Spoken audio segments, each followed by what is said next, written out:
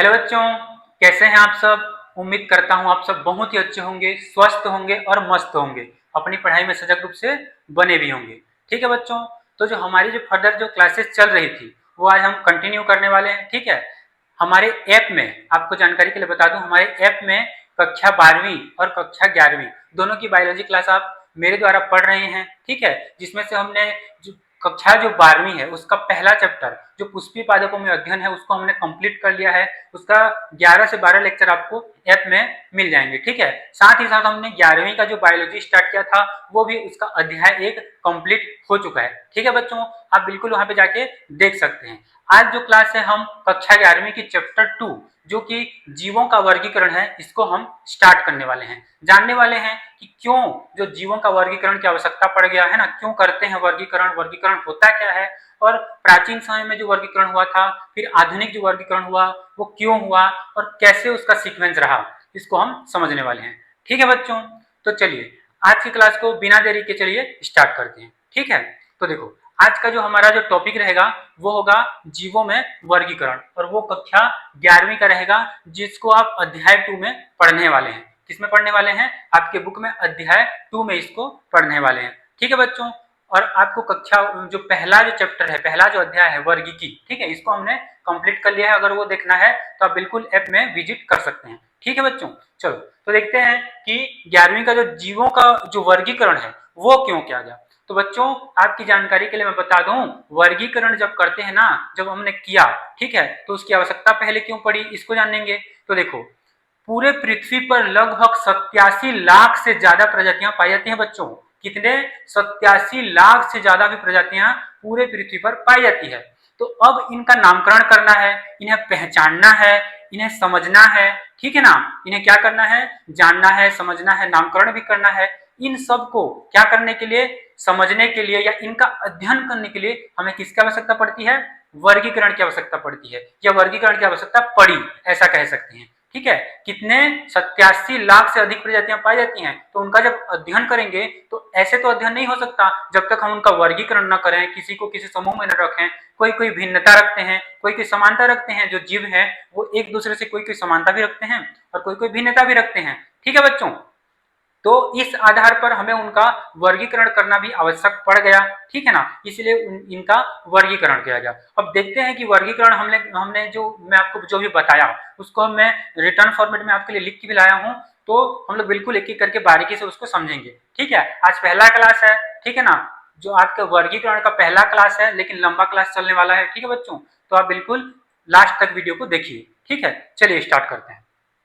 देखो सबसे पहले आपका वर्गीकरण, ठीक है, अध्याय तो आपका जो है वर्गीकरण है।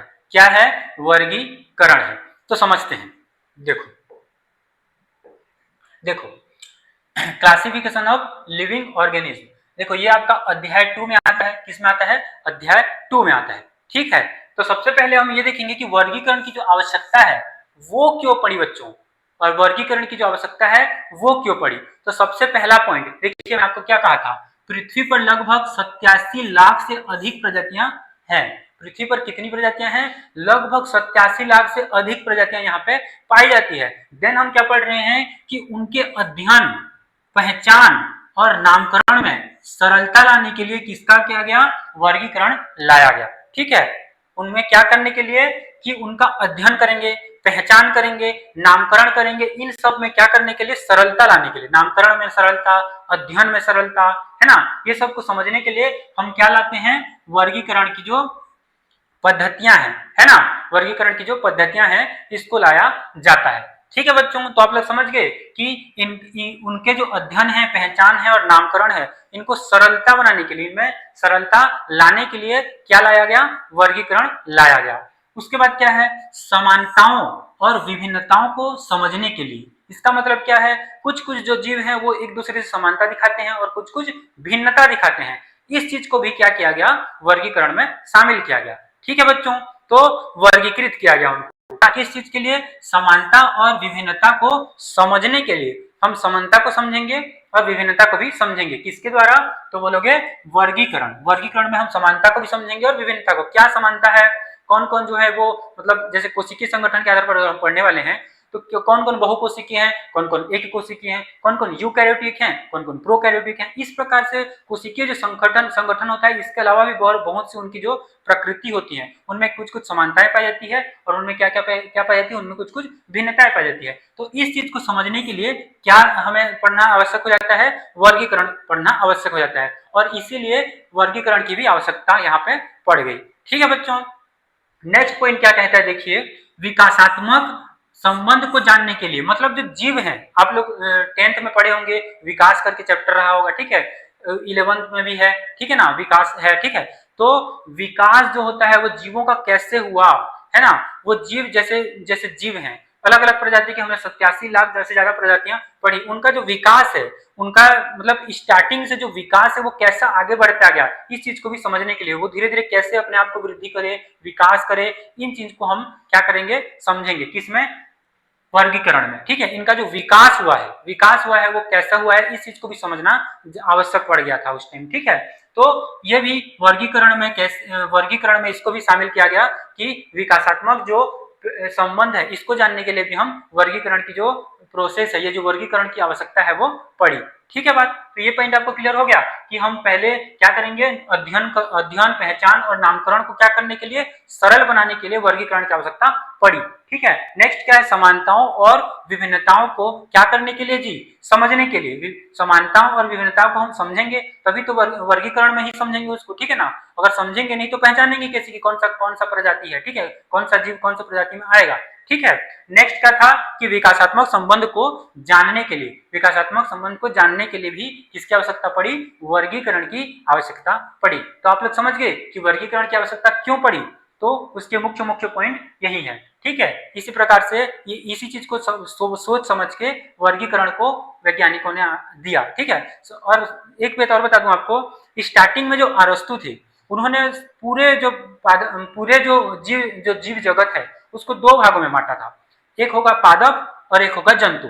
लेकिन इनका जो बांटने का जो तरीका था वो कैसा था, वो बहुत ही सरल था और सीमित था और प्राचीन समय में इन्होंने बांटा था। ठीक है, प्राचीन समय में जो अरस्तु थे उन्होंने क्या किया, पूरे जीव को, पूरे जो जीव जगत है उसको, एक को पादप नाम दे दिया और एक को जंतु नाम दे दिया। लेकिन इनका जो बांटने का आधार था वो बाद में कैसा हो गया, जब हम इसका अध्ययन करें या अध्ययन किए इनका, तो ये पता चला कि ये बहुत ही सरल था और बहुत ही सीमित था।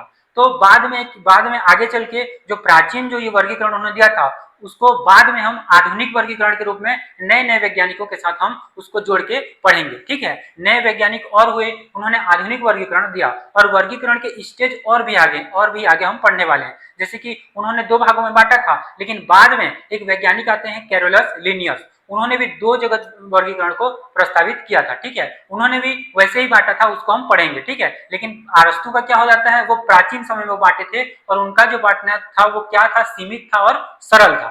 ठीक है, लेकिन बाद में आगे चल के हम उसको और डिटेल से अदर वैज्ञानिकों के द्वारा हम पढ़ते हैं उसको। ठीक है, चलो नेक्स्ट और थोड़ा सा देख लेते हैं। जीवों का वर्गीकरण एक वैज्ञानिक विधि है। जीवों का जो वर्गीकरण है वो कैसा विधि है, वैज्ञानिक विधि है ना, वैज्ञानिक विधि है। वैज्ञानिकों द्वारा इसको क्या किया गया, मतलब इसका खोज किया गया, इनको समझा गया। ठीक है ना, इसको समझा गया कि वर्गीकरण किस आधार पर करें, कैसे करें, भिन्नता को देखें, समानता को देखें, इन सबको, विकासात्मक जो संबंध है इन सबको देखें। ठीक है, और एक वैज्ञानिक तरीके से इनका वर्गीकरण किया। इसीलिए हम इसको क्या कहते हैं, वर्गीकरण एक वैज्ञानिक विधि है जिसमें जीवों को उनके लक्षणों के आधार पर, किसके आधार पर, लक्षणों के आधार पर, हमने स्टार्टिंग से जब बात कर रहे थे, क्या बात कर रहे थे कि जो मतलब जो जीव है उनमें क्या समानता है, क्या असमानताएं हैं, और जो पहचान है उनका कैसे करेंगे, कुछ ना कुछ लक्षण के बेस पे तो हम उसका पहचान करेंगे ना जी, है ना। तो क्या कह रहा है कि जीवों का जो वर्गीकरण है एक वैज्ञानिक क्या है, विधि है, जिसमें जीवों को उनके लक्षणों के आधार पर समूह में बांटा गया। किसमें बांटा गया जी, समूह में बांटा गया। किसके आधार पर, उनके लक्षणों के आधार पर। किसके आधार पर, लक्षणों के आधार पर समूहों में बांटा गया, ताकि उन्हें क्या किया जा सके, उन्हें समझना और उनका अध्ययन करना क्या हो, आसान हो। उन्हें समझना और उनका जो अध्ययन जो करते हैं वो क्या हो जाए, आसान हो जाए। उनके लक्षणों के आधार पर हम अलग अलग बांट देंगे। ठीक है ना। किसी भी चीज को हम अगर हम मतलब समझना होता है तो कंपेयर करके पढ़ते हैं, है ना। अगर आप किसी चीज को कंपेयर करके पढ़ेंगे किसी दूसरी चीज से तो दोनों ही चीज आपको कॉन्सेप्ट जो है वो क्लियर होने वाला है। इसी प्रकार से हमने लक्षणों के आधार पर समूहों में बांटा, ठीक है ना। क्या क्या समूहों में बांटा लक्षणों के आधार पर, ताकि उन्हें हम क्या कर सकें, समझ सकें और उसका जो अध्ययन कर सकें, और वो किस प्रकार से, आसानी से, ठीक है, आसानी से हम उसको क्या कर सकें, समझ सकें और अध्ययन कर सकें। और इसका जो विकास है वो एक एक करके सरल भाषा में हम इसको आगे समझने वाले हैं, ठीक है। बात यहां तक क्लियर है जी। तो देखो आगे देखते हैं कि वर्गीकरण, वर्गीकरण का इतिहास, ठीक है। प्रारंभिक में जो वर्गीकरण था, मैंने प्राचीन समय में बताया था, प्राचीन समय में अरस्तु थे, उन्होंने क्या क्या बताया था, दो बताया था, एक प्लांटी और एक जो हमारा जो एनिमल होता है, मतलब कि जंतु के बारे में बताया और एक पादप के बारे में बताया। उन्होंने दो चीजें बताया था, और वो कैसा था, वो बहुत ही सरल था और सीमित किस्म का था, ठीक है। उसको अब पृथ्वी पर जितने भी जीव पाए गए या जीव जगत के अंतर्गत जो भी उन्होंने समझा, उस हिसाब से उन्होंने दो कैटेगरी में उसको बांटा था, एक जंतु और एक पादप, है ना। वो तो प्राचीन समय का बात था, ठीक है। लेकिन हम बाद में जब देखते हैं प्रारंभिक वर्गीकरण या आधुनिक में आ जाता है, ठीक है। आधुनिक वर्गीकरण में ही इसको हम ले लेंगे, ठीक है ना। प्राचीन वाला अरस्तु महोदय का था, ठीक है। द्वि नाम प्रणाली करके एक वर्गीकरण की विधि आया। क्या, द्वि नाम मतलब द्विवर्गी की द्वि नाम मतलब द्वि नाम पद्धति आप सुने वो अलग है, ठीक है। द्विवर्गीय प्रणाली मतलब कि टू किंगडम क्लासिफिकेशन ये आया, ठीक है। टू किंगडम क्लासिफिकेशन, और इनको लेके कौन आए, तो मैंने आपको बताया था केरोलस लिनियस। कौन लेके आए थे, केरोलस लिनियस, ठीक है। कहीं कहीं पे इनका नाम कार्ल वान लिनियस भी लिखा होता है, आप बिल्कुल कंफ्यूज नहीं होना है, ठीक है ना। तो केरोलस लिनियस, और ये कब लेके आए थे, तो 1758 में। कब लेके आए थे, तो 1758 में ये द्वि जो वर्गीकरण होता है, दो वर्गीकरण की जो प्रणाली होती है वो लेके आए थे, है ना।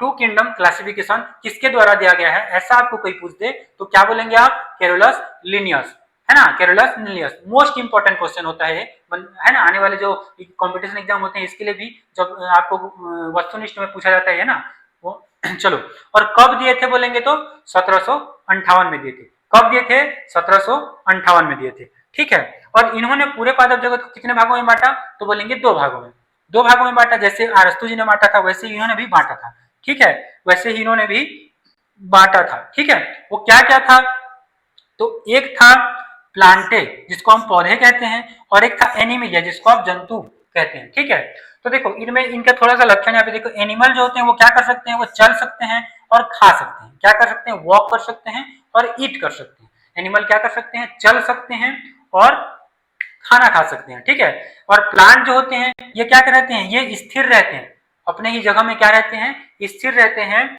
और जो ये जो अपना क्या करते हैं, जो फोटोसिंथेसिस कौन करता है, जो पौधे होते हैं वो करते हैं, ठीक है। इनका जो परफॉर्म होता है, ठीक है, वो कैसा होता है, फोटोसिंथेसिस द्वारा होता है, ठीक है। बात ठीक है।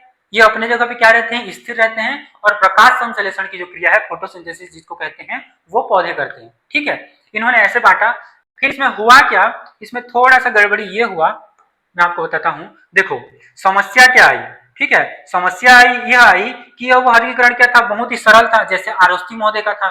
कैसे था, बहुत ही सरल था। तो इनका भी बहुत सरल था, लेकिन उनका सीमित भी था, ठीक है, बहुत सीमित था। और इनका क्या था, सरल था। उनका भी सरल था, इनका भी सरल था, और उनका बहुत ज्यादा सीमित था। इसीलिए इन्होंने भी फिर एक बार वर्गीकरण दिया और उसी को बांटा जिसको अरस्तु महोदय ने बांटा था, ठीक है बात। और उसके बाद क्या होता है कि परंतु जो प्रोटिस्टा, कवक, युग्लिना जैसे जीव के लिए उपयुक्त नहीं था। अब देखो ये जो जीव है ये न तो पौधे में फिट हो रहे थे, न ही जंतु में फिट हो रहे थे, ठीक है बात। ये जो कौन थे, प्रोटिस्टा के अंतर्गत आने वाले जो जीव हैं, जो कवक के अंतर्गत आने वाले जीव हैं, जैसे ये युग्लिना है, ये सारे जीव न तो पौधे में फिट हो रहे थे न ही जंतु में फिट हो रहे थे। तो ये जो द्वि जो वर्गीकरण प्रणाली है ये थोड़ा सा क्या रह गया, थोड़ा सा मतलब इसमें कमी रह गया, ठीक है। इसीलिए फिर हमें मतलब फिर एक बार आगे चल के नए वर्गीकरण की मतलब की खोज में साइंटिस्ट जो है वो निकल पड़े, ठीक है बात। तो कह सकते हैं कि ये जो द्विवर्गीय जो प्रणाली है ये क्या हो जाता है, एक टाइम पे सीमित हो जाता है, ठीक है। ये क्या हो जाता है, एक टाइम पे सीमित हो जाता है, ठीक है। क्योंकि इसमें क्या हुआ, कवक के लिए और जो हमारे जो प्रोटिस्टा है और युग्लिना जैसे जीवों के लिए ये क्या नहीं था, उपयुक्त नहीं था। इसीलिए हम आगे की ओर फिर बढ़ते हैं और त्रिवर्गीकरण प्रणाली इसको हम पढ़ेंगे, ठीक है बात। ये आपका था, क्या था, द्विवर्गीकरण प्रणाली, जिसको किन्होंने दिया था, तो बोलोगे कैरोलस लिनियस। कब दिया था, तो 1758 में। और क्या क्या दिया था, तो इन्होंने दो भागों में बांटा था, एक था एनिमल और एक था प्लांट। ठीक है, एक था एनिमल और एक था प्लांट। यहाँ तक बात आपको समझ में आ गई। तो हम आगे चलते हैं। ये तो हमारे लिए मतलब द्विवर्गीकरण प्रणाली आपके लिए इंपॉर्टेंट यही था कि इसको दिया किसने था, प्रस्तावित किसने किया था, तो ये आपके लिए बहुत इंपॉर्टेंट हो जाता है, ये आपको पूछ सकता है। ठीक है, हालांकि जो वर्गीकरण है मुख्य रूप से हम 5 जगत वर्गीकरण को हम पढ़ने वाले हैं, तो वो यहाँ का सबसे मुख्य जो फैक्टर है वो होने वाला है, उसको हम बड़े ही डिटेल से और बड़े ही आराम से तरीके से उसको पढ़ने वाले हैं। इसमें आपको ये याद रखना है कि किसने द्विवर्गीकरण प्रणाली दिया था और क्या क्या दिया था और इसमें कमी क्या रह गया, इस चीज को आपको समझना है, जिसको हम समझ चुके हैं। अब इसके बाद हम आगे बढ़ते हैं। ठीक है बच्चों, चलो देखो, फिर आ गया त्रिजगत प्रणाली, है ना। त्रिजगत प्रणाली, इसके जो प्रस्ताव जो इन्होंने दिया था, कौन दिया था, अर्नेस्ट हैकल, है ना। इनके कहते हैं अर्नेस्ट हैकल। इन्होंने कब दिया था, तो 1866 में दिया था। कब दिया था, 1866 में। ये क्या करते हैं, पहले तो पौधा था और क्या था, जंतु था, मतलब कि प्लांटी था और एनिमेलिया था, लेकिन उन्होंने इसमें प्रोटिस्टा को जो ऐड कर दिया, क्या कर दिया, प्रोटिस्टा को ऐड कर दिया। और प्रोटिस्टा के अंदर कौन आते हैं, तो सूक्ष्म एक कोशिकीय जो जीव होते हैं वो सब प्रोटिस्टा के अंतर्गत आते हैं। उन्हें पहले वाले में शिफ्ट नहीं किया गया, मतलब क्या नहीं किया गया था, वर्गीकृत नहीं किया गया था, उनके बारे में कंफ्यूजन था, वही समस्या था, है ना। पिछले वाले स्लाइड में हमने पढ़ा था कि प्रोटिस्टा जो है इनको क्या किया गया था, इनके बारे में थोड़ा सा जानकारी नहीं मिला हमको और वो वर्गीकरण में वो फिट नहीं आ रहे थे। ठीक है, तो इसीलिए जो अर्नेस्ट हैकल जो महोदय हैं, इन्होंने 1866 में क्या किया, 3 जगत बनाए थे। 3 जगत में इनको क्या किया, वर्गीकरण किया। पहले में इन्होंने पौधे को रखा, दूसरे में जंतु को रखा जो कि पहले ही था।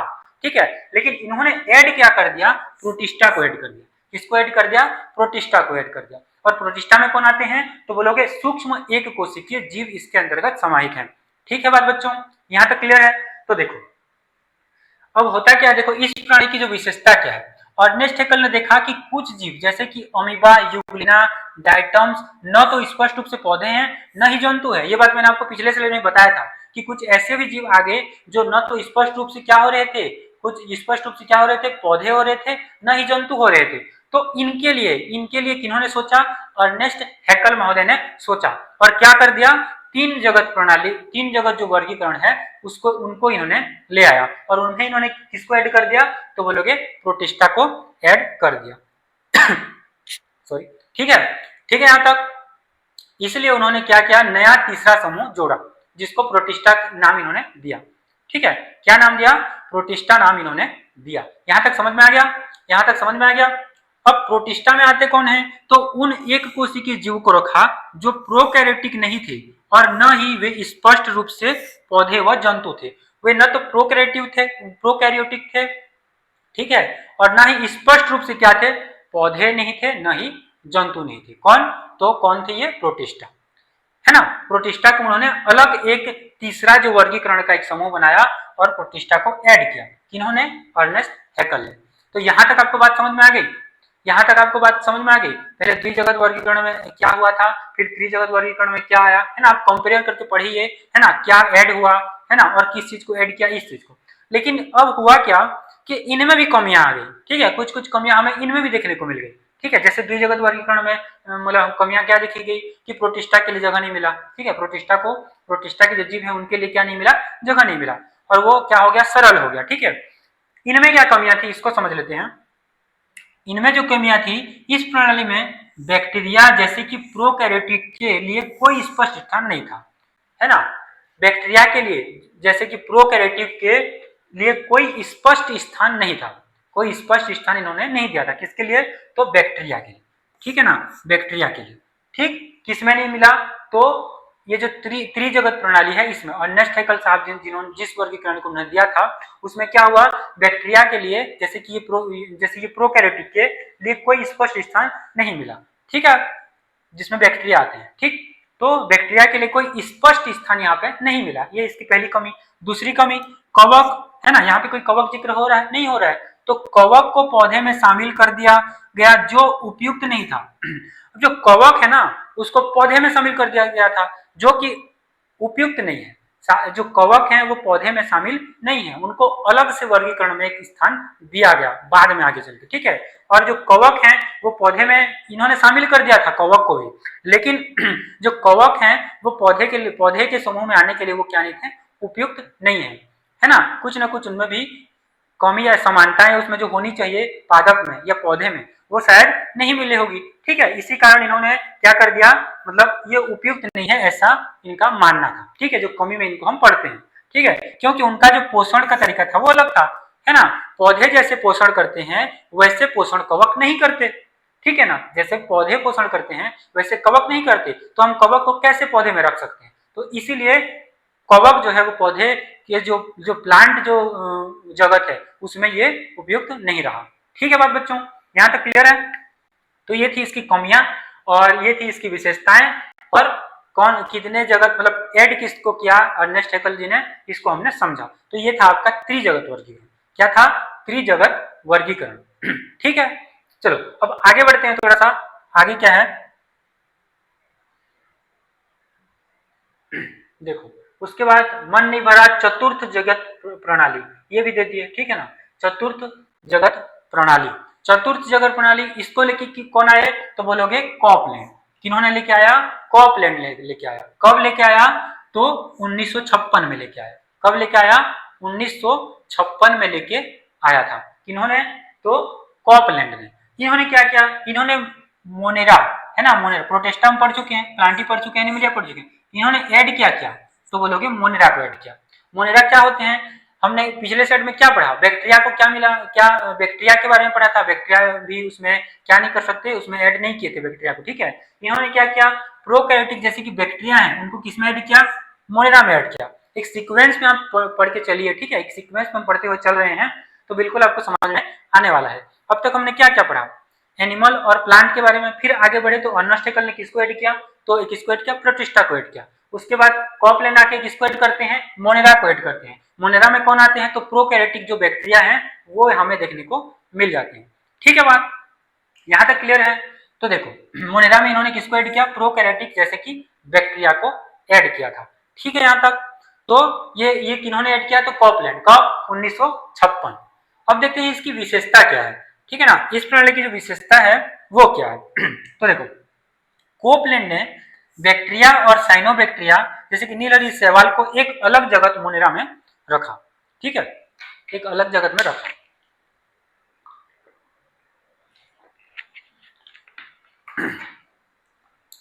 ठीक है यहां तक, चलो।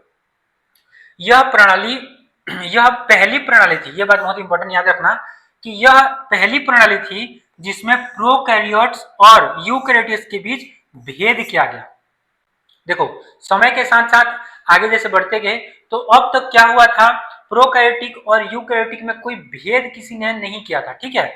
ये पहली ऐसी प्रणाली थी जिसके अंतर्गत क्या किया गया, जिसमें क्या किया गया, प्रोकैरियोटिक और यूकैरियोटिक के बीच जो है वो भेद क्या है इसको इसमें समझा गया। ये पहली प्रणाली थी। आपको पूछा जाएगा किस प्रणाली में या किस जगत के वर्गीकरण के प्रणाली में सबसे पहली बार प्रोकैरियोटिक और यूकैरियोटिक के बीच क्या किया गया, भेद बताया गया, तो आप क्या बोलेंगे, चतुर्थ जगत प्रणाली, जिसको किन्होंने प्रस्तावित किया था, कॉपलैंड ने प्रस्तावित किया था। किन्होंने प्रस्तावित किया था, कॉपलैंड ने प्रस्तावित किया था, ठीक है जी यहाँ तक। अब देखो इसकी भी कुछ कुछ कमियां आ गई, ठीक है, इसमें भी कुछ कुछ कमियां आ गई, ठीक है बात। अब वो कमियां क्या थी उसको देख लेते हैं। जो जो कवक है, फंजाई जिसको बोलते हैं आप, है ना, इसको कवक भी कहते हैं, है ना, कवक को अब भी पौधे में ही रखा गया था। कवक को उस टाइम भी पौधे में रखा गया था जब हम त्रिजगत प्रणाली पढ़ रहे थे। द्विजगत में भी कवक को इसमें ही रखा हो गया, पौधे में। लेकिन इसमें भी क्या किया गया था, कवक को पौधे में ही रखा गया था, जबकि पौधे से पूरी तरह वो भिन्न होते हैं। उनका जो लक्षण होता है वो पौधे से क्या होता है, बिल्कुल भिन्न होता है, ठीक है, बहुत ही भिन्न होता है। और कवक जो है वो पौधे के अंतर्गत आने के लिए वो सही नहीं है, ऐसा कि क्योंकि उनका लक्षण लगभग समांतर नहीं थे। उनका जो पोषण हमने पढ़ा, पौधे का पोषण करने का तरीका अलग है और कवक का पोषण करने का जो तरीका है वो अलग है। इसीलिए जो कवक होते हैं वो पौधे के अंतर्गत समाहित होने के लिए उपयुक्त नहीं है, ठीक है। ठीक है यहाँ तक तो हमने चतुर्जगत पढ़ लिया, त्रिजगत पढ़ लिया और द्विजगत जो प्रणाली है इसको हमने देख लिया और समझ लिया, ठीक है। बात देखते हैं नेक्स्ट क्या है। अब देखो ये तो हो गया आपका चारों का चारों। हमारा जो मुख्य जो टॉपिक है आज का वो है 5 जगत वर्गीकरण। वर्गीकरण में सबसे मुख्य जो पढ़ाई करते हैं हम वो होता है 5 जगत वर्गीकरण। ठीक है, जिससे आप सब परिचित होंगे, है ना। सब आप सब कौन कैसे होंगे, परिचित होंगे। ठीक है, तो ये हमने जान लिया। अब पढ़ते हैं हम 5 जगत वर्गीकरण क्या होता है। ठीक है, उसमें हम वही अभी के डेट में वो चल रहा है। ठीक है, उसी का हम अध्ययन करते हैं। ठीक है बात, तो देखते हैं 5 जगत वर्गीकरण क्या है। देखो ये है आपका 5 जगत वर्गीकरण। इसको प्रस्तावित किसने किया था, तो बोलोगे व्हिटकर ने किया था। किसने किया था, व्हिटकर। व्हिटकर नाम से जानते हैं इनको। ठीक है ना, इनका पूरा नाम रॉबर्ट व्हिटकर होता है। ठीक है, और इन्होंने ये कब दिया था, तो देखो इन्होंने ये कब दिया था, तो 1969 में। 1969 में जो व्हिटकर महोदय हैं, इन्होंने 5 जगत वर्गीकरण को प्रस्तावित किया था। ठीक है, प्रस्तुत किया था। ठीक, 5 जगत वर्गीकरण किसने दिया था, तो व्हिटकर महोदय ने दिया था। ये बहुत ही इंपॉर्टेंट क्वेश्चन है। द्विजगत प्रणाली जो है वो किसने दिया था, और 5 जगत प्रणाली है वो किसने दिया था। इसको बहुत ही बार पूछा जाता है। ठीक है, हर कंपटीशन एग्जाम में आप देखोगे तो कहीं ना कहीं ये क्वेश्चन आपको देखने को मिल जाता है। ठीक है, बहुत ही इंपॉर्टेंट क्वेश्चन है। तो देखो जो रॉबर्ट व्हिटकर होते हैं, इन्होंने कैसे बांटा 5 जगत वर्गीकरण को। इन्होंने मोनेरिया जगत को, प्रोटिस्टा जगत को, और देखो फंजाई जो कवक है, जिसको कहीं स्थान हम लोग पौधे में ऐड कर रहे थे। ठीक है, अब तक हमने क्या किया, अब तक हमने पौधे में इसको पढ़ा था। किसमें पढ़ा था, तो पौधे में पढ़ा था। लेकिन इन्होंने कवक को अलग से एक मतलब कि एक अलग से जगत इसका बना दिया, है ना। फंजाई जगत में इसको ऐड कर दिया, किसको, कवक को। ठीक है ना, कवक फंजाई वही है, तो इनको हम पौधे में ऐड कर रहे थे। अब इनका अलग से एक जगत बना दिया। और प्लांटी और एनिमिलिया तो पहले से चलते आ रहे हैं। ठीक है, अब देखो मुख्य बात यह आता है कि इन्होंने आधार क्या रखा। कहने का मतलब यह है कि इन्होंने 5 जगत वर्गीकरण तो कर दिया, 5 जगत में बांट दिया, लेकिन वो बांटा कैसे, ये बात समझना है। बांटा कैसे, तो किस आधार में बांटा इसको समझते हैं। वर्गीकरण प्रणाली, देखो इस वर्गीकरण की प्रणाली में जीवों को उनके कोशिकीय संगठन, पोषण का प्रकार, प्रजनन और जीवन की जटिलता के आधार पर 5 जगत में विभाजित किया। ठीक है, किसके आधार पर, तो कोशिकीय संगठन, कोशिका कैसा है, यूकैरियोटिक है, प्रोकैरियोटिक है, एक कोशिकीय है या बहुकोशिकीय है। पोषण का प्रकार, जैसे हमने कवक का पोषण अलग अलग पढ़ा था, पौधे का पोषण मैच नहीं कर रहा था ना उस टाइम जब पढ़ रहे थे। पौधे को और कवक को एक जगह में रख रहे थे, तो पौधे का जो पोषण प्रकार है वो अलग अलग रहा था, और जो कवक होते हैं उनका पोषण अलग था। तो इनको हम मतलब एक में ऐड कर दिए थे, जो कि सही या उपयुक्त नहीं था। ठीक है, तो हम क्या करते हैं, पोषण के आधार पर, प्रजनन के आधार पर, है ना, जीवों में जो प्रजनन हो रहे हैं। ठीक है ना, जो भी 5 जगत वर्गीकरण है, सबके जो प्रजनन हम पढ़ने वाले हैं, उसमें कुछ न कुछ आपको भिन्नताएं देखने को मिलने वाली है। ठीक है, जीवन की जटिलता के आधार पर, उनका जो जीवन है, उनका जो उनमें जो क्रिया चल रहा है वो जटिल क्रिया होगा, किसी में सरल क्रिया होगा। ठीक है ना। तो जीवन की जटिलता के आधार पर किसके किसके आधार पर, कोशिकीय संगठन, पोषण आधार और प्रजनन और जीवन की जटिलता के आधार पर किन्होंने, व्हिटकर ने, R.H. व्हिटकर, जिन्हें आप रॉबर्ट व्हिटकर के नाम से जानते हैं, इन्होंने सन 1969 में 5 जगत वर्गीकरण दिया, जिनका आधार ये था। ठीक है, जिनका आधार क्या था, ये था। अब एक बात और यहाँ पे समझने की जरूरत है, सर हमने इसको बांट तो दिया 5 जगत वर्गीकरण में, और आधार भी हमें पता चल गया। ठीक है, लेकिन कुछ बच्चों को ऐसा होता है कि जैसे मैं यहाँ पे मोनेरा जगत का ऐड कर दूं, या प्रोटिस्टा जगत को समझाने चलूं, या किसी भी जगत को समझाने चलूं, तो उसमें सबसे मुख्य रूप से आपको पहले तो हम डिफरेंस जानेंगे, 4-5 में है क्या।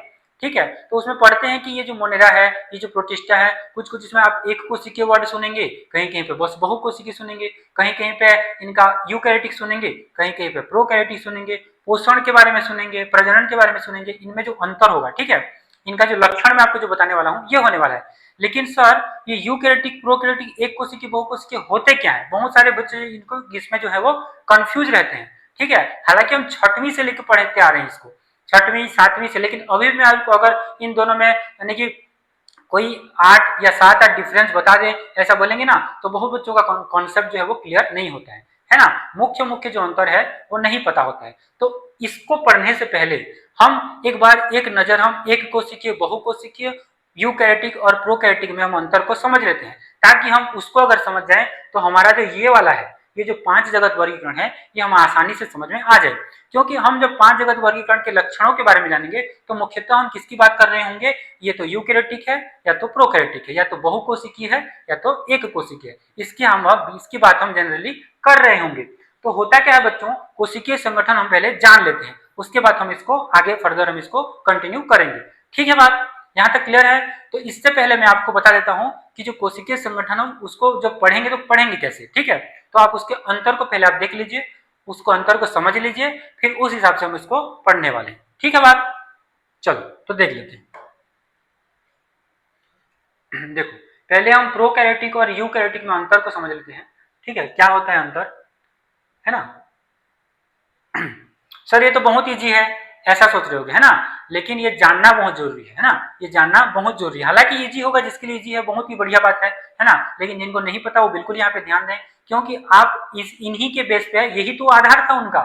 जब उन्होंने 5 जगत वर्गीकरण में बांटा तो आधार क्या था, कोशिकीय संगठन था। ठीक है, तो उसको जान लेना बहुत ही हमारे लिए जरूरी हो जाता है। तो समझते हैं क्या होता है यूकैरियोटिक और क्या होता है प्रोकैरियोटिक। ठीक है, क्या होता है यूकैरियोटिक और क्या होता है प्रोकैरियोटिक। ठीक, चलो देख लेते हैं।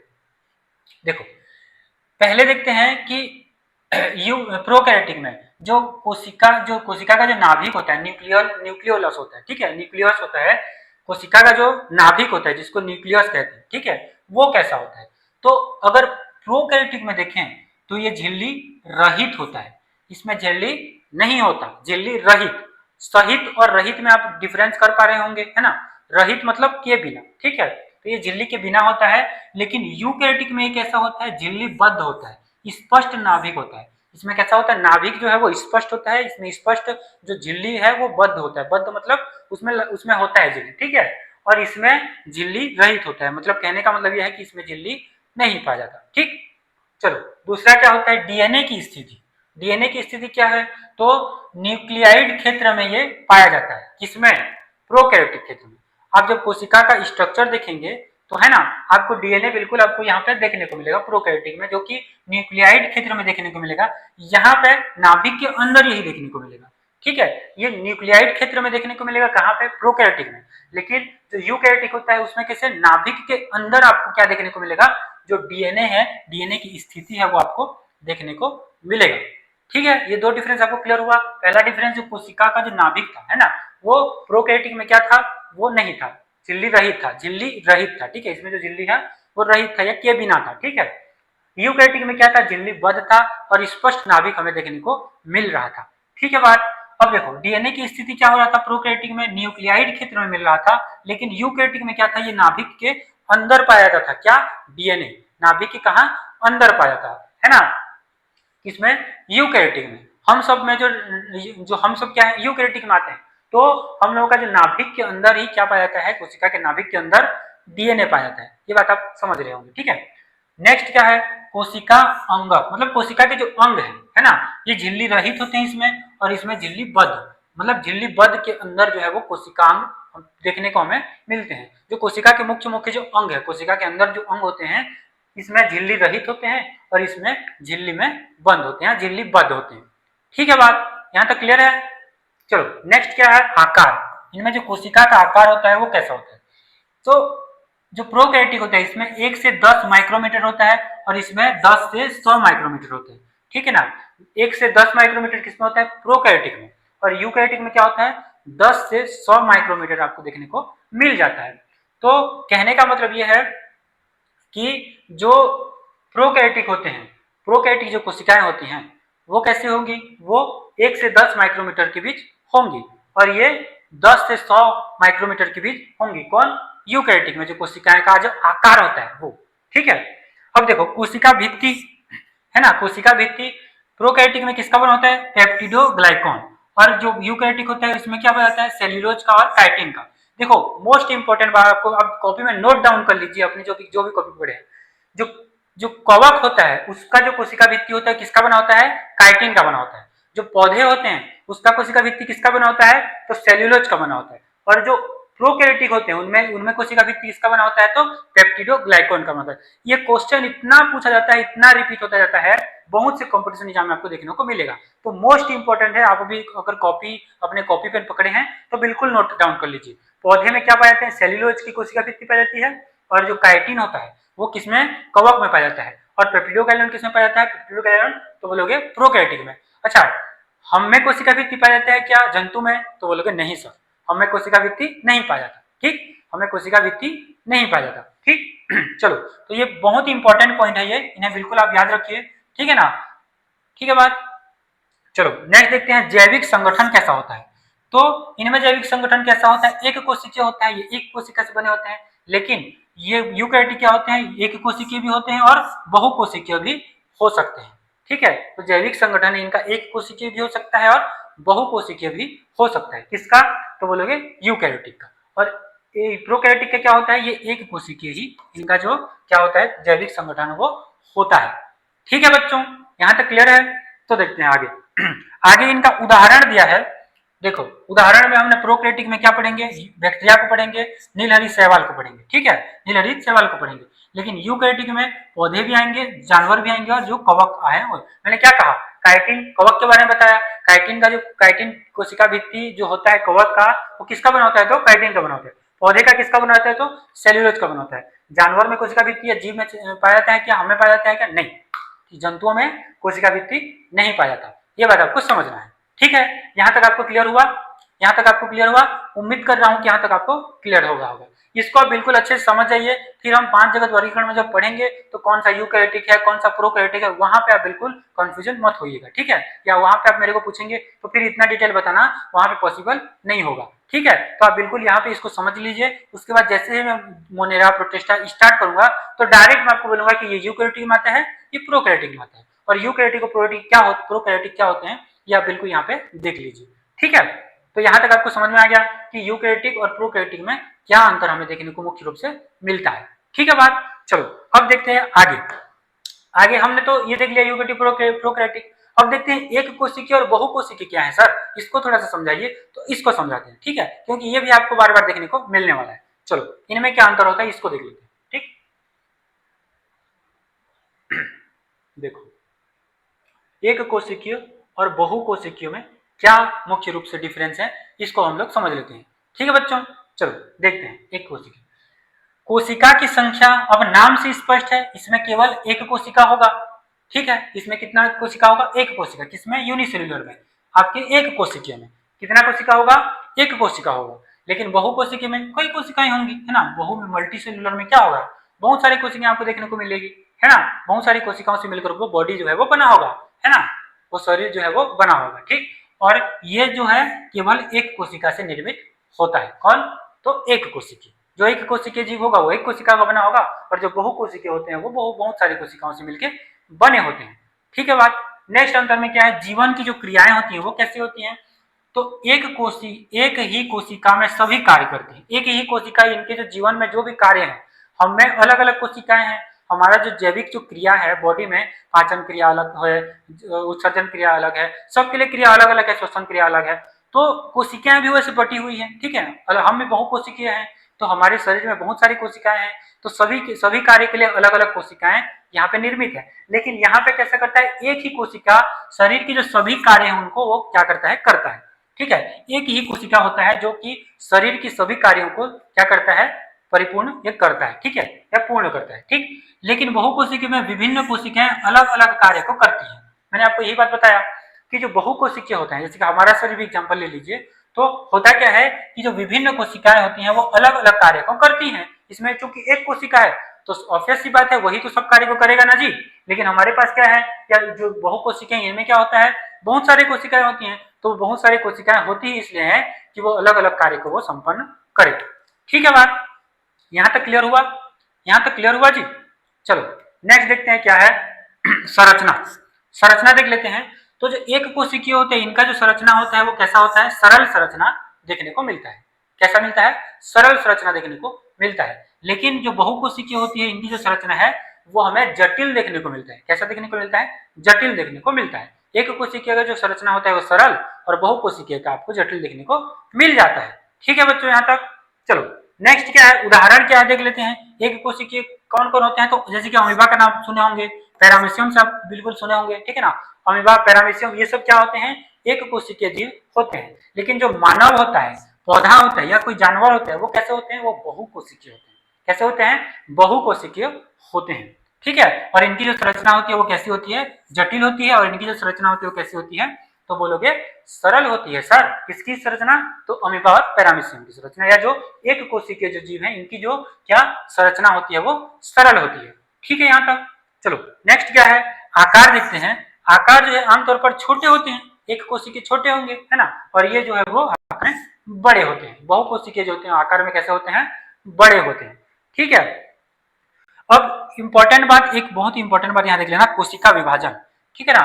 कोशिका विभाजन कैसा होता है, तो विभाजन से पूरा जीव शरीर, पूरा जीव बनता है। एक कोशिकीय से, एक कोशिका में जो विभाजन होता है, तो विभाजन से ही पूरा शरीर बन जाता है। आप जब अमीबा, है ना, अमीबा, पैरामीशियम, इन लोगों में जो आप विभाजन देखेंगे, है ना, इनमें बाइनरी फ्यूजन होता है, बाइनरी फ्यूजन होता है, इससे आप जानते होंगे, ठीक है। तो विभाजन कैसा होता है, विभाजन से ही पूरा जो जीव है वो बनता है। लेकिन हमारे में क्या होता है, वृद्धि और मरम्मता होता है विभाजन। जैसे कि आपको कहीं चोट लग गया, ठीक है ना, तो वहां पे नए कोशिकाएं जनरेट हो जाते हैं, है ना। कहीं पे चोट लग जाता है तो क्या हो जाते हैं, वो घाव भरते भरते भरते भरते जब उसमें क्या हो जाते हैं, नए कोशिका जनरेट होने लग जाते हैं, ठीक है ना। ऊपर का आपका जो जो त्वचा होता है वो सूख कर क्या होता है, निकल जाता है, फिर नए कोशिका वहां पे क्या होते हैं, जनरेट होने लग जाते हैं। तो कोशिका विभाजन वहां पे होता है। हमारे में कैसे अर्धसूत्री, समसूत्री, है ना, आप सुने होंगे कोशिका का विभाजन, ठीक है ना। जिससे हम जैसे अर्धसूत्री विभाजन की बात करें, है ना, और समसूत्री विभाजन की बात करें, तो उनमें क्या अंतर है ये हमको समझते हैं, ठीक है। ये पहले हम समझेंगे कोशिका विभाजन में, ठीक है। जब हम कोशिका विभाजन को पढ़ेंगे उसमें हम इसकी भी चर्चा हम कर रहे होंगे, ठीक है बात। तो जो बहुकोशिका होते हैं उसमें केवल क्या होता है, वृद्धि या मरम्मत के लिए क्या होता है, कोशिका विभाजन होता है, ठीक है। और इसमें विभाजन से पूरा जीव शरीर ही बन जाता है। इस चीज को आपको समझना है, ठीक है। बात यहाँ तक क्लियर हुआ, यहाँ तक क्लियर हुआ तो मैं आगे बढ़ूं। अब देखो आप लोग समझ गए कि प्रोकैरियोटिक और यूकैरियोटिक क्या होता है, आप लोग समझ गए कि एक कोशिकीय और बहुकोशिकीय में क्या अंतर है। तो अब आप बिल्कुल परफेक्ट हो चुके हैं, या बिल्कुल आप क्लियर हो चुके हैं किसको पढ़ने के लिए, मोनेरा, प्रोटिस्टा, जो हमारे 5 जगह जो वर्गीकरण है, फंजाई जीव, मतलब कि जंतु और एनिमल, जंतु और पादप, ठीक है। ठीक है बात, इसको आप पढ़ने के लिए बिल्कुल आप रेडी हो चुके हैं। क्यों, क्योंकि ये जान लेना बहुत ही ज्यादा जरूरी था। इसको बिना जाने आप उसको पढ़ने में बहुत ही कंफ्यूजन होता, ठीक है ना।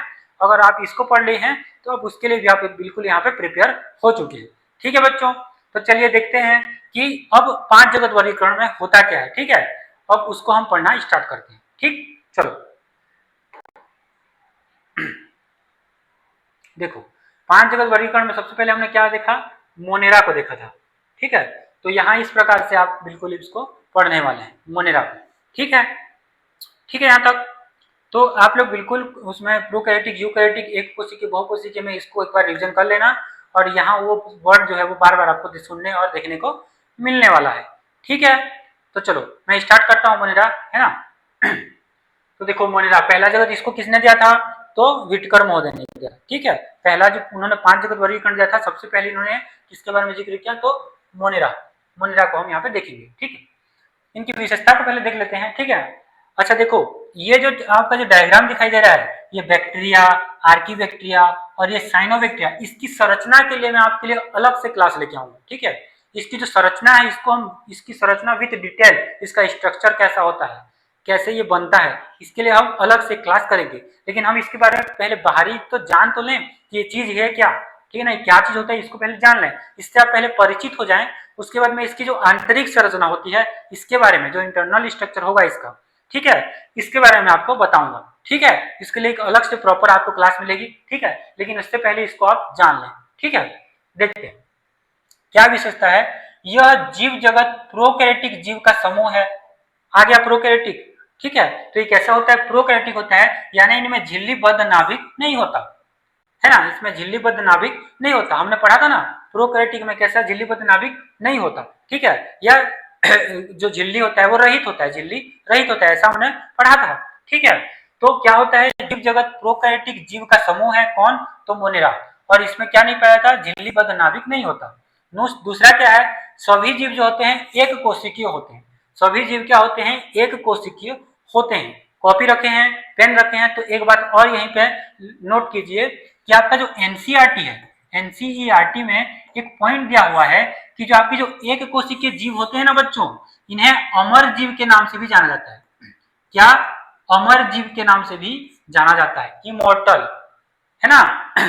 कहने का मतलब ये अमर जीव इसलिए होते हैं कि इनका जो फर्दर जो बाइनरी फ्यूजन होता है, ठीक है ना, जैसे अमीबा का अगर आपको देखने को मिल जाए, किसी का भी आपको देखने को मिल जाए एक कोशिकीय विभाजन, एक कोशिकीय में जो विभाजन होता है तो वो अपने बॉडी पार्ट्स को ही आगे बढ़ाते जाते हैं। जैसे कोई, जैसे अमीबा का हम देखते हैं, ठीक है ना, वो भी एक कोशिकीय में आता है ना, तो वो भी एक कोशिकीय में आता है, लेकिन उनमें बाइनरी फ्यूजन होता है, और बाइनरी फ्यूजन के द्वारा क्या होता है, वो अपने आप को डिवाइड कर देता है, जिसको डिवाइड करता है फिर वो अपने आप को डिवाइड कर देता है, तो ये डिवाइड जो सीक्वेंस है वो चलते चला जाता है, ठीक है।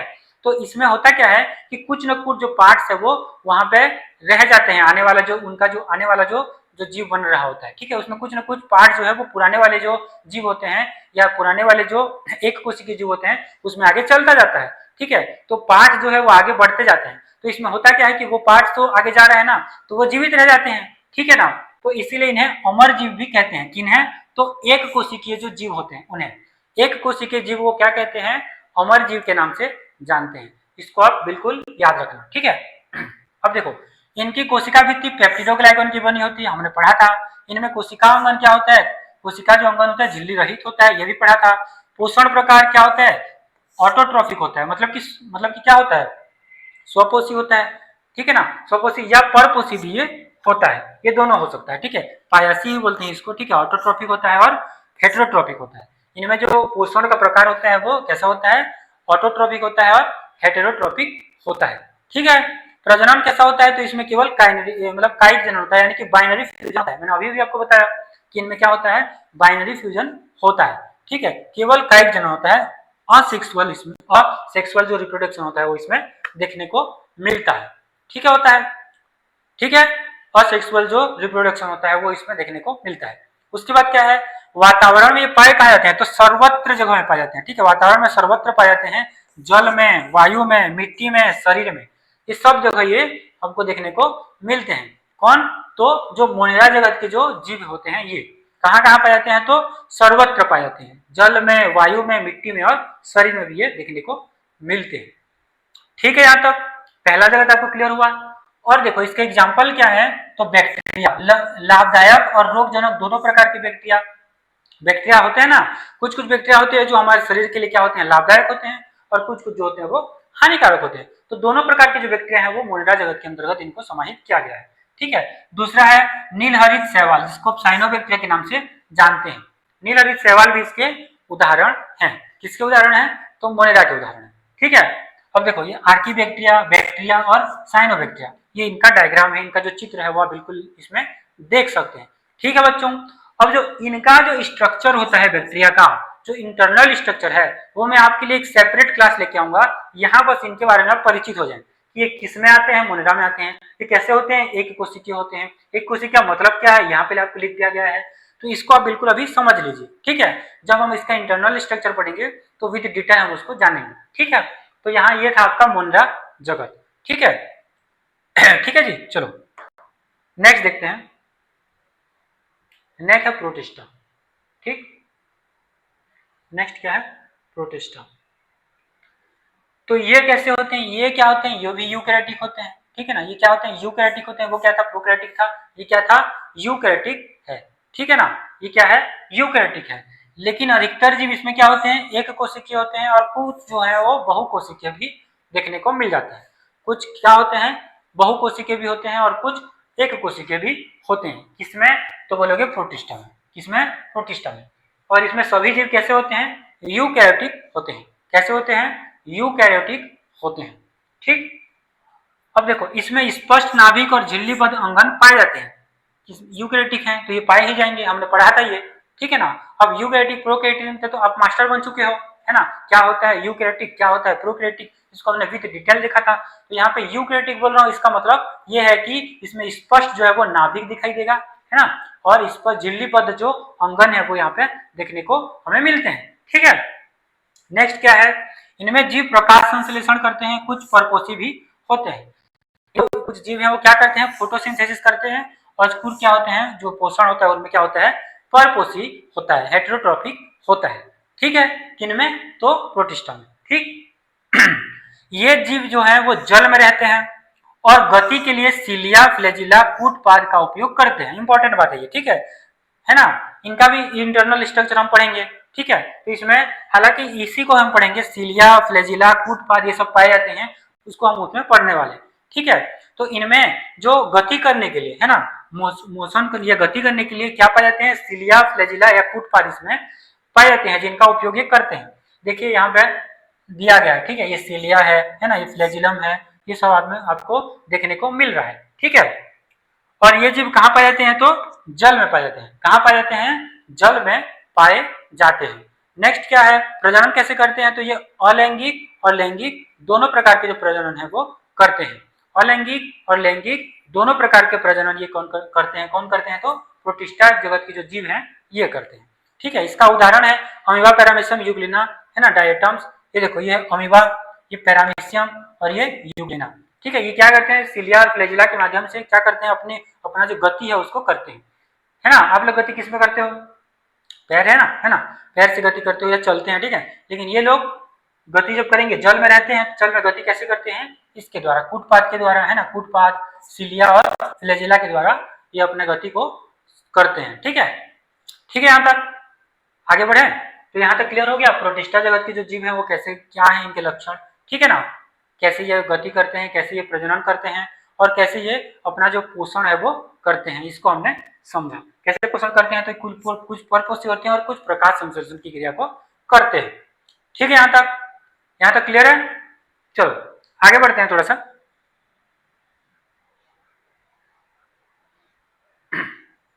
नेक्स्ट है फंजाई, है ना। इसको आप कवक के नाम से जानते हैं, ठीक है। इसको आप किस नाम से जानते हैं, कवक के नाम से जानते हैं। अभी तो सीजन चल रहा है ना, है ना। कवक देखो, मशरूम इसका उदाहरण है, मशरूम, है ना। जगह जगह पे मशरूम बहुत रेट होता है ना, मशरूम का खाया जाता है मशरूम को, ठीक है। बहुत रेट होता है ये, ठीक है, इसका प्राइस बहुत ही ज्यादा होता है, ठीक। चलो पढ़ लेते हैं क्या होता है। सभी जीव क्या होते हैं, यूकैरियोटिक होते हैं, किसमें, कवक में। इनकी कोशिका भित्ति कैसे होती है, मैंने आपको बताया था, बिल्कुल आप कमेंट बॉक्स में बताइए कि कवक की जो कोशिका भित्ति होती है वो कैसे होती है, ठीक। आप कमेंट बॉक्स में इसको बताइए, ठीक। चलो, अधिकांश जीव बहुकोशिकीय और कुछ जैसे कि ईस्ट एक कोशिकीय होता है। इसमें बहुत से जीव जो होते हैं वो कैसे होते हैं, बहुकोशिकीय होते हैं। लेकिन कुछ जैसे कि ईस्ट है, ये कैसा होता है, ये एक कोशिकीय देखने को मिलता है। ईस्ट किसका एग्जाम्पल है, तो फंजाई का, है ना, कवक का उदाहरण है ईस्ट। और ये कैसा होता है, तो ये कैसा होता है, एक कोशिकीय होता है। और अधिकांश जीव बहुकोशिकीय इसमें होते हैं। अधिकांश जीव कैसे होते हैं, बहुकोशिकीय होते हैं, लेकिन कुछ कुछ एक कोशिकीय भी होते हैं। उसका उदाहरण हमने क्या देखा, ईस्ट को देखा था, ठीक। इनकी कोशिका भित्ति काइटिन की बनी होती है, लो यहाँ पे लिखा हुआ है, ठीक है ना, यहाँ पे लिखा हुआ है। उसमें मैंने आपको बताया था, क्यों मैंने इसको लिखा, क्योंकि बहुत ही इंपॉर्टेंट पॉइंट है जी, ठीक है। पादप की कोशिका भित्ति किसकी बनी होती है, और जो काइटिन की कोशिका भित्ति होती है वो किसकी बनी होती है, ये बार बार कॉम्पिटिशन एग्जामों में पूछा जाता है, ठीक। चलो नेक्स्ट क्या है, इनमें जो क्या होता है, सेप्रोफाइटिक जो होता है, ये सेप्रोफाइटिक होते हैं। इसका मतलब क्या होता है, मृत जीव से पोषण लेते हैं। मृत जो जीव होते हैं इससे क्या होते हैं, ये अपना पोषण को लेते हैं, ठीक है ना। मृत जीव से ये क्या करते हैं, अपना पोषण की क्रिया को करते हैं, ठीक है। अपना जो जीवन यापन करते हैं, अपना जो पोषण करते हैं वो किससे करते हैं, मृत जीवों से करते हैं, ठीक है। ये बात आप पढ़े भी होंगे, जो आपकी जो क्लास, पिछले जो क्लास था इसमें, है ना, इनके बारे में पढ़े होंगे, है ना। तो मृत जीवों से ये क्या करते हैं, पोषण करते हैं, ठीक है ना। इसको बोलते हैं, इसको क्या बोलते हैं, सेप्रोफाइटिक, ठीक है। क्या बोलते हैं, सेप्रोफाइटिक, ठीक।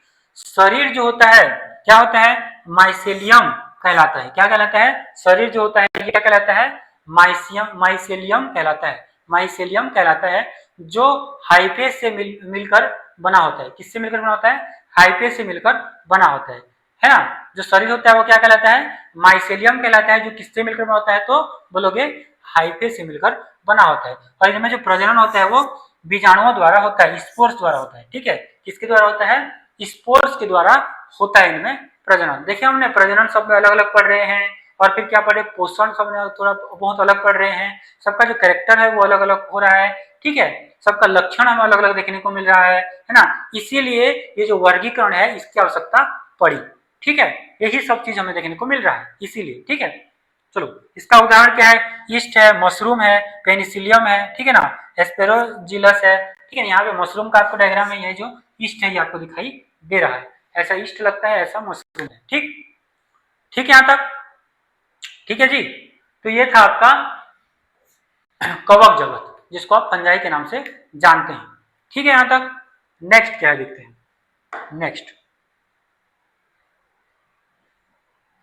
नेक्स्ट है प्लांटी, पादप जगत। ठीक है, तो देखो पादप जगत होता क्या है, ये सभी यूकैरियोटिक होते हैं और बहुकोशिकीय होते हैं। यूकैरियोटिक होते हैं, बहुकोशिकीय हैं। यूकैरियोटिक क्या है, बहुकोशिकीय क्या है, ये आपको पता है।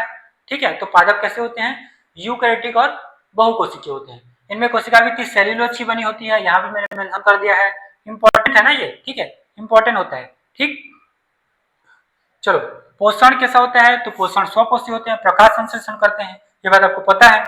ठीक है ना, ये कैसे करते हैं, प्रकाश संश्लेषण करते हैं, फोटोसिंथेसिस करते हैं, और ये कैसे होते हैं, स्वपोषी होते हैं। क्या होते हैं, स्वपोषी होते हैं। क्या होते हैं, स्वपोषी होते हैं। ठीक है बात, चलो नेक्स्ट क्या है, इनमें उत्तक, अंग और अंग प्रणालियां विकसित होती है। ठीक, उत्तक के बारे में आप पढ़ेंगे। ठीक है, उत्तक, कोशिका, इसके बारे में पढ़े होंगे। ठीक है, तो इसमें क्या होता है, अंग भी होता है, उत्तक भी होता है, और अंग जो है उसकी जो प्रणालियां होती है वो होती है किसमें, तो बोलोगे जो प्लांटी होते हैं इसमें। ठीक है, प्लांट में।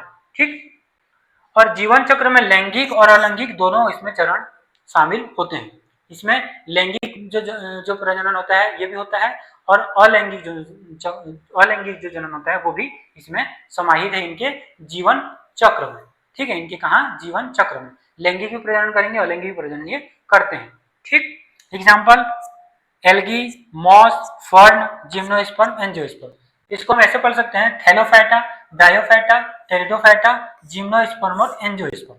ठीक है, ये इसके मतलब प्लांट जगत के अंतर्गत क्या क्या आते हैं, तो मुख्य रूप से इन्हीं पांच को हम पढ़ते हैं। क्या क्या, थैलोफाइटा, ब्रायोफाइटा, टेरिडोफाइटा, एंजियोस्पर्म और जिम्नोस्पर्म। ठीक है, इसको हम प्लांट जगत के अलग सा टॉपिक है इसका, हम इसको पढ़ेंगे और एक एक को बड़े ही बारीकी से हम पढ़ेंगे।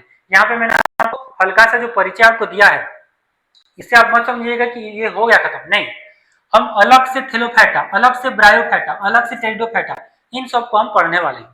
ठीक है ना, इसका अलग अलग जो है वो है। जब आप 12th में जाएंगे तो इसका अलग से जब हम पढ़ेंगे ना, ब्रायोफाइटा क्या होता है, तो डीप में पूरा ब्रायोफाइटा को ही पढ़ेंगे। थैलोफाइटा को हम थैलोफाइटा के बारे में पढ़ेंगे, है ना। टेरिडोफाइटा के बारे में हम टेरिडोफाइटा के बारे में पढ़ेंगे, है ना। एंजियोस्पर्म तो आपका स्टार्ट ही 12th का होता है। ठीक है, अभी आप हालांकि 11th में है, तो जब स्टार्ट करेंगे 12th में तो पुष्पीय पादप में लैंगिक जन्म, है ना, एक वीडियो मैंने यूट्यूब पे अपलोड किया है एंजियोस्पर्म के बारे में। ठीक है, एंजियोस्पर्म में पुष्पीय पादप में जन्म कैसे होता है ना, तो आप बिल्कुल उसको जाके अगर नहीं देखें तो देख सकते हैं। ठीक है, तो ये है आपका पादप जगत। पादप जगत में थैलोफाइटा, ब्रायोफाइटा, टेरिडोफाइटा, एंजियोस्पर्म और जिम्नोस्पर्म को हम लोग पढ़ते हैं इसमें। ठीक है, तो इनकी जो विशेषता है मैंने आपको बता दिया। ठीक है, अब लास्ट जो बचता है आपका वो है एनिमल, जिसको हम जंतु जगत के नाम से जानते हैं। देख लेते हैं क्या होता है वो। ठीक,